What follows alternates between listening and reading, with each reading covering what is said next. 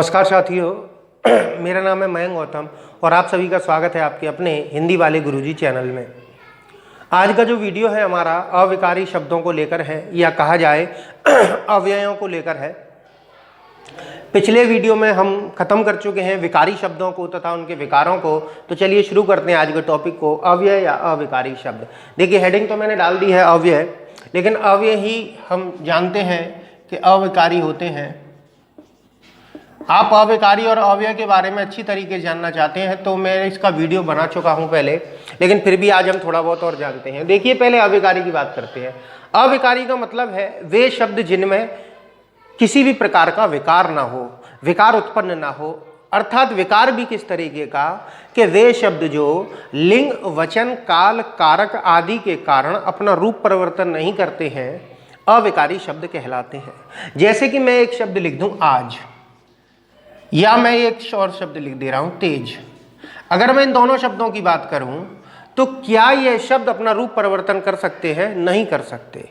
अब बहुत से कहेंगे कि तेज का तेजी हो जाएगा, तो ये रूप परिवर्तन नहीं है, ये पूर्ण रूप से शब्द का परिवर्तन कर दिया आपने। अभी तो ये अविकारी है और अगर आपने तेजी कर दिया तो फिर ये संज्ञा बन जाएगा। हमें शब्द को उसी प्रकार के अंतर्गत रखते हुए परिवर्तन देखना है। अब मुझे ये बताइए, क्या इन शब्दों के ऊपर लिंग या वचन का कोई प्रभाव हो सकता है? नहीं हो सकता। हम इनको अविकारी क्यों कहते हैं? क्योंकि लिंग, वचन, काल आदि के कारण इनका रूपांतरण या रूप नहीं बदलता, इसीलिए अविकारी कहलाते हैं। और इनको अव्यय क्यों कहा जाता है? क्योंकि अव्यय का मतलब है व्यय, मतलब खर्च, और अ मतलब नहीं। अर्थात वे शब्द जो खर्च ना हो, खर्च का मतलब परिवर्तित ना हो। जैसे मैं इनको अगर वाक्य में प्रयोग करूं तो इनका रूप नहीं बदलना चाहिए या ये खर्च नहीं होने चाहिए। जैसे लड़का आज आया, लड़की आज आई, लड़के आज आए या लड़कियां आज आई। क्या आप देख पा रहे हैं आज में कोई परिवर्तन हो रहा है? नहीं हो रहा। तो ये शब्द क्या कहलाते हैं? अविकारी शब्द कहलाते हैं। चलिए बात करते हैं अविकारी शब्द होते कितने प्रकार के हैं। देखिए अविकारी जो शब्द होते हैं या अव्यय जो होते हैं वो चार प्रकार के होते हैं: क्रिया विशेषण, संबंध बोधक, समुच्चय बोधक तथा विस्मय आदि बोधक। इन सभी को हम एक एक वीडियो में पढ़ेंगे। तो आज का जो हमारा टॉपिक है अव्यय के अंतर्गत क्रिया विशेषण है। तो मैं हेडिंग डाल लेता हूं क्रिया विशेषण।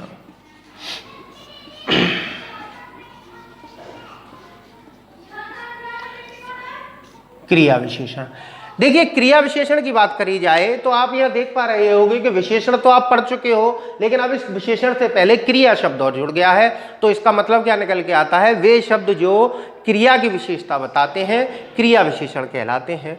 इसको और अच्छी तरीके से हम समझते हैं। अगर हम विशेषण की बात करें तो हम अभी तक विशेषण पढ़ के आए थे। जैसे मैंने एक वाक्य लिख दिया, अच्छा लड़का, ठीक है। जैसे वह एक अच्छा लड़का है, वह अच्छा लड़का है। यहां हमने क्या देखा था कि वे शब्द जो संज्ञा की विशेषता बता रहे थे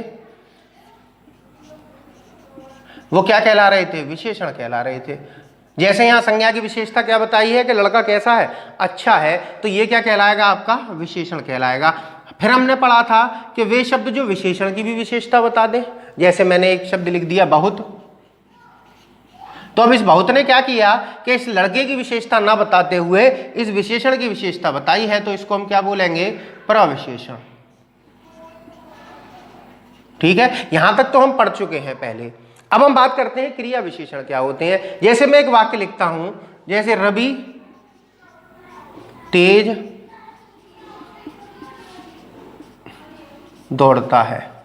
अब यदि मैं इस वाक्य की बात करूं तो यहां पर ये जो तेज है ये रवि की विशेषता नहीं है, ये इस दौड़ने की विशेषता है। भाई दौड़ रहा है, लेकिन कैसे दौड़ रहा है?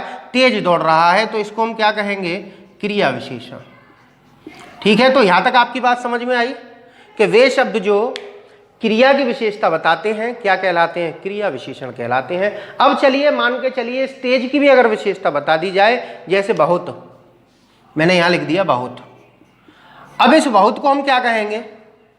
बताइए आप, इस बहुत को क्या कहा जाएगा? प्रविशेषण कहा जाएगा या क्रिया विशेषण कहा जाएगा? या क्रिया विशेषण में भी प्र लगा देंगे, प्रक्रिया विशेषण कहलाएगा। तो चलिए देखते हैं क्या है। देखिए असल में ये बहुत भी क्रिया विशेषण ही रहेगा। इसको भी हम क्या बोलेंगे, क्रिया विशेषण कहेंगे। अब आपके दिमाग में ये बात आई कि यहाँ विशेषण की विशेषता बताने वाले तो प्रविशेषण कहला रहे हैं, लेकिन यहाँ क्रिया विशेषण की विशेषता बताने वाले क्रिया विशेषण क्यों कहला रहे हैं, इनको प्रविशेषण क्यों नहीं कहा जा रहा, तो वो समझ लेते हैं हम। देखिए, इसको अच्छी तरीके से समझना है तो पहले अंग्रेजी की परिभाषा आप पढ़ते हुए आए हो, इसको हम एडवर्ब बोलते हैं। अंग्रेजी में एडवर्ब की परिभाषा है which word qualified verb, adverb and adjective, अर्थात हिंदी में इसका रूपांतरण किया जाए तो क्रिया विशेषण वे शब्द होते हैं जो क्रिया की, क्रिया विशेषण की तथा विशेषण की विशेषता बताते हैं, उनको हम क्रिया विशेषण कहते हैं। लेकिन यहाँ हिंदी में विशेषण की विशेषता बताने वाले शब्द प्रविशेषण कहलाते हैं या अंतः विशेषण कहलाते हैं। क्यों कहलाते हैं वो समझ लीजिए। यहाँ पर विशेषण की जो शब्द विशेषता बता रहा है वो विशेषण की बता रहा है, संज्ञा की नहीं बता रहा। केवल किसकी बता रहा है, विशेषण की बता रहा है, तो इसीलिए इसको क्या कह रहे हैं, हम प्रविशेषण कह रहे हैं। और दूसरी वजह भी है कि विशेषण जो होते हैं वो विकारी होते हैं और जो प्रविशेषण होते हैं वो अविकारी होते हैं। अविकारी मतलब अव्यय होते हैं।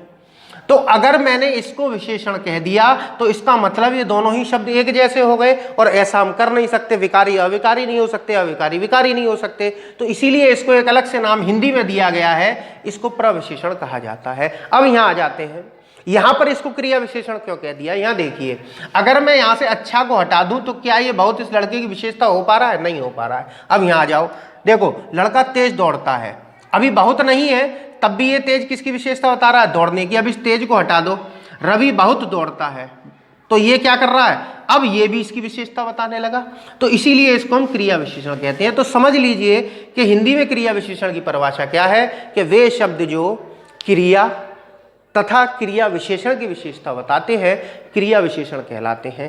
क्यों कहलाते हैं आपको अच्छी तरीके समझ में आ गया होगा। एक बार और समझ लेते हैं कि ये दोनों ही अविकारी हैं, इसलिए इन दोनों को एक ही नाम से संबोधित किया जा सकता है। और ये विशेषण और प्रविशेषण दोनों अलग अलग शब्द हैं, अर्थात अविकारी और विकारी हैं, इसीलिए इनको एक नाम नहीं दिया जा सकता। इसको हम क्रिया विशेषण ही मानेंगे। बहुत जो है प्रविशेषण जो होते हैं वो असल में क्रिया विशेषण ही होते हैं, लेकिन जब ये विशेषण की विशेषता बताते हैं तब इनको प्रविशेषण कह दिया जाता है। बात समझ में आ गई। चलिए अब बात करते हैं क्रिया विशेषणों के प्रकार की।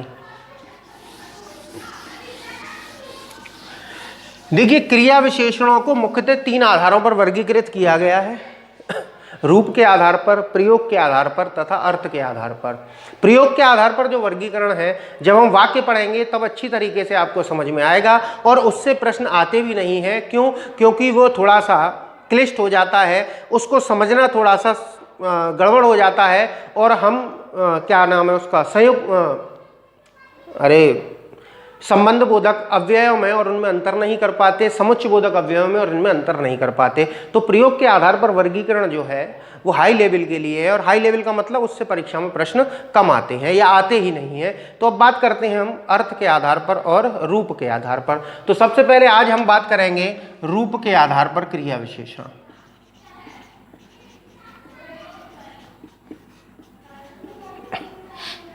इसको हम रचना के आधार पर भी कह सकते हैं या व्युत्पत्ति, ये तीनों में से कुछ भी आ सकता है कि रूप के आधार पर, रचना के आधार पर या व्युत्पत्ति के आधार पर क्रिया विशेषण क्या होते हैं। तो रूप के आधार पर क्रिया विशेषण 2 प्रकार के होते हैं। नंबर 1 होता है मौलिक, मौलिक क्रिया विशेषण, और नंबर 2 यौगिक क्रिया विशेषण।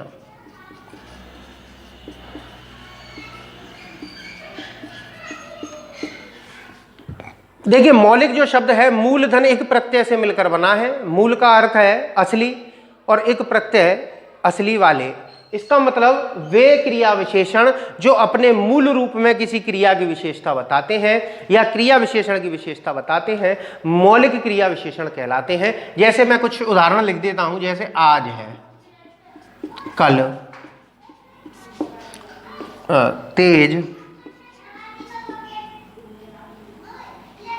यहाँ नहीं, आदि कर दो, बहुत है। आज, कल, तेज, बहुत, कम, ये इस तरीके से ये जो शब्द है ये क्या कहलाते हैं, मौलिक क्रिया विशेषण कहलाते हैं। एक बार में समझ लीजिए, वे क्रिया विशेषण जो अपने मूल रूप में किसी क्रिया की विशेषता बताएं मौलिक क्रिया विशेषण कहलाते हैं। अब यौगिक क्रिया विशेषण की बात करते हैं। यौगिक क्रिया विशेषण योग करके बने हुए, देखिए यौगिक का मतलब है योग करके बने हुए, अर्थात ऐसे क्रिया विशेषण जो किसी प्रत्यय के योग से या किसी अन्य शब्द के योग से मिलकर बनते हैं, यौगिक क्रिया विशेषण कहलाते हैं। अब इनका जो निर्माण होता है अन्य शब्दों से होता है या अन्य शब्दों में किसी प्रत्यय के योग से बनता है। ये अव्यय की एक खासियत होती है, या कहा जाए अविकारी शब्दों की एक खासियत होती है कि जब ये किसी शब्द के साथ में जुड़ते हैं तो उस समूह को या उस शब्द को भी अव्यय बना देते हैं। तो हम देख लेते हैं यौगिक क्रिया विशेषण कितने प्रकार से बनेंगे। बनने को तो ये बहुत ही प्रकार से बन सकते हैं, लेकिन मुख्य जो जो प्रकार होंगे मैं आपको करा देता हूँ। देखिए यौगिक क्रिया विशेषण आपको समझ में आ गया। अब ये किस किस से बनते हैं, जैसे संज्ञाओं से बनेंगे। देखिए संज्ञा से कैसे बनेंगे, जैसे दिन है, ठीक है, दिन। अब दिन क्या है, संज्ञा है, और दिन के साथ में जैसे ही भर लगा तो अब ये क्रिया विशेषण हो गया। वह दिन भर पढ़ता है। अब पढ़ने की विशेषता क्या है कि दिन भर करता है, ठीक है। पेट, अब पेट के आगे हमने क्या लगा दिया, भर लगा दिया। अब भरपेट क्या हुआ कि उसने उसे भरपेट पीटा, वह भरपेट सोता है। अब भरपेट का मतलब यहाँ खूब अर्थ आ रहा है, खूब, खूब का अर्थात बहुत का अर्थ आ रहा है, ठीक है। और देख लेते हैं जैसे आजन्म,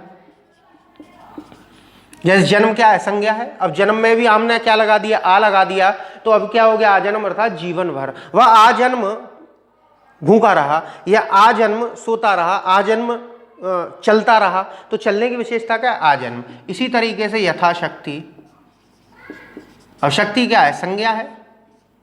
बात क्लियर हो गई। तो संज्ञा से कैसे बनेंगे, यौगिक क्रिया विशेषण की परिभाषा याद रखनी है आपको बस। चलिए दूसरा है सर्वनामों से। सर्वनाम यह वह जो सो कोई कुछ, इनसे अगर हम बना लें यौगिक क्रिया विशेषण, जैसे यह से बना यहां और वह से बना वहां, और जो से बना जहां, जब, ठीक है, तब आदि। ये क्या है आपके सर्वनामों से बने हुए यौगिक क्रिया विशेषण। अब बात करते हैं विशेषणों से।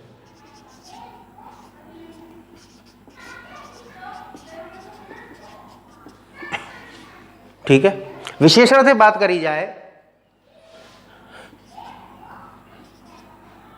पहले, दूसरे आदि। वह पहले आया, वह दूसरे पर आया, वह तीसरे पर आया, तो ये सभी क्या है, क्रिया की विशेषता बता रहे हैं। इसके बाद हम चौथे पे बात करें तो देखिए चौथे की बात करी जाए तो क्रियाओं से, क्रिया से, क्रिया से जैसे अगर हम पूर्वकालीन कृदंत को देखें और पूर्वकालीन क्रिया को देखा जाए तो वो सभी क्या करते हैं, क्रिया की विशेषता बताते हैं। अर्थात क्रिया के साथ में जब पूर्वकालीन कृदंत प्रत्यय लग जाते हैं तब वो क्या बन जाते हैं, जैसे पढ़कर,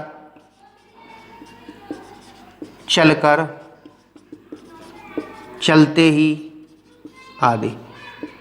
ये क्या है आपके क्रियाओं से बने हुए क्रिया विशेषण। अब हम बात करते हैं और भी हैं, देखिए जैसे पांचवा द्विरुक्ति से। द्विरुक्ति मतलब किसी भी शब्द का डबल कर दें, किसी भी शब्द का यदि हम डबल कर देते हैं तो वो अधिकतर क्या बन जाते हैं, यौगिक क्रिया विशेषण बन जाते हैं। अब इनमें भी संज्ञा, सर्वनाम, विशेषण, क्रिया भी होते हैं, तो मैं सबको अलग अलग ना लिखते हुए एक साथ में लिख देता हूं। जैसे संज्ञा को अगर हम ले लें तो जैसे घर घर, अब ये घर घर क्या हो गया आपका, क्रिया विशेषण हो गया। इसी तरीके से हाथ को करते हैं तो हाथों हाथ, रातों रात, घर घर, हाथों हाथ, रातों रात आदि। ये क्या हो रहे हैं आपके, संज्ञाओं का द्वित्व कर देने से, द्वित्व मतलब डबल कर देने से, या द्विरुक्ति, द्विधन उक्ति, अगर हम एक ही शब्द को डबल कर देते हैं तो वो क्या बन जाता है आपका, यौगिक क्रिया विशेषण। तो ये तो था आपका संज्ञा में। अब विशेषणों में देख लेते हैं। विशेषण जैसे एकाएक, साफ साफ,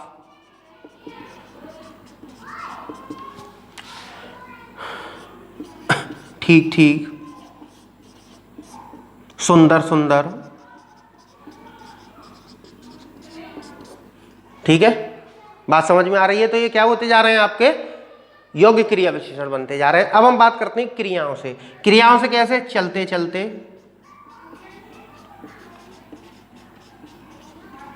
पढ़ते पढ़ते, जैसे वह पढ़ते पढ़ते सो गया, कैसे सो गया, पढ़ते पढ़ते सो गया। वह खाते खाते मर गया, कैसे मर गया, खाते खाते मर गया। तो ये सभी शब्द क्या हो रहे हैं, आपके योग्य क्रिया विशेषण बन रहे हैं। अब क्रिया विशेषणों की भी द्विरुक्ति हो जाती है। जैसे कि मैं अगर बात करूं तेज तेज, धीरे धीरे, आदि। याद रखना है आपको कि जब भी किसी शब्द का द्वित्व होता है तो अधिकतर वो क्या बन जाते हैं, यौगिक क्रिया विशेषण बन जाते हैं। यौगिक क्रिया विशेषणों में अगर हम क्रिया विशेषणों को एक दूसरे के साथ में भी मिला दें तब भी वो यौगिक क्रिया विशेषण बन जाते हैं। जैसे यहां वहां,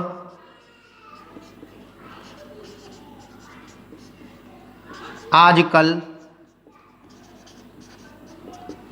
ये सभी शब्द क्या है, आपके यौगिक क्रिया विशेषण है। तो मेरे हिसाब से आपको आज समझ में आया होगा रचना या व्युत्पत्ति के आधार पर क्रिया विशेषण कितने प्रकार के होते हैं। मुख्यतः तो ये दो ही प्रकार के होते हैं। एक प्रकार, और इसका कुछ लोग मानते हैं, स्थानीय क्रिया विशेषण। स्थानीय क्रिया विशेषण मतलब इसी का एक तीसरा प्रकार भी माना जाता है, स्थानीय क्रिया विशेषण। लेकिन ये भी थोड़ा सा आपकी परीक्षा में नहीं आता है। क्यों नहीं आता है, क्योंकि ज़्यादातर इसमें किसी स्थान विशेष के आधार पर क्रिया विशेषण माने जाते हैं। बहुत सारे ऐसे शब्द हैं जो होते तो मूल रूप से संज्ञा है, सर्वनाम है, क्रिया है या विशेषण है।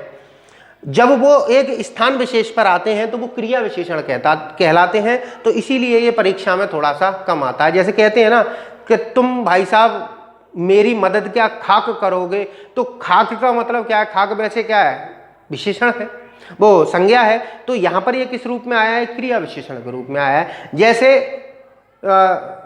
तुम तो बस कुछ नहीं मेरी मदद, अरे वो तो हो गया वाक्य। जैसे कहा जाए तुम तो क्या मेरा दिमाग चाटोगे, तो यहाँ दिमाग जो शब्द है ये क्रिया विशेषण के रूप में प्रयोग हुआ, अर्थात स्थानीय क्रिया विशेषण के रूप में प्रयोग हुआ है। तो ये ज़्यादा इतना महत्वपूर्ण नहीं है। रूप या रचना के आधार पर ये बहुत महत्वपूर्ण है। परीक्षा में प्रश्न यहाँ से बनते हैं कि मौलिक क्रिया विशेषण और यौगिक क्रिया विशेषण से। तो मेरे हिसाब से आपको आज का वीडियो ये रूप के आधार पर क्रिया विशेषण समझ में आया होगा। अगले वीडियो में हम देखेंगे अर्थ के आधार पर क्रिया विशेषण। तब तक मैं आपसे इजाज़त चाहता हूँ। नमस्कार।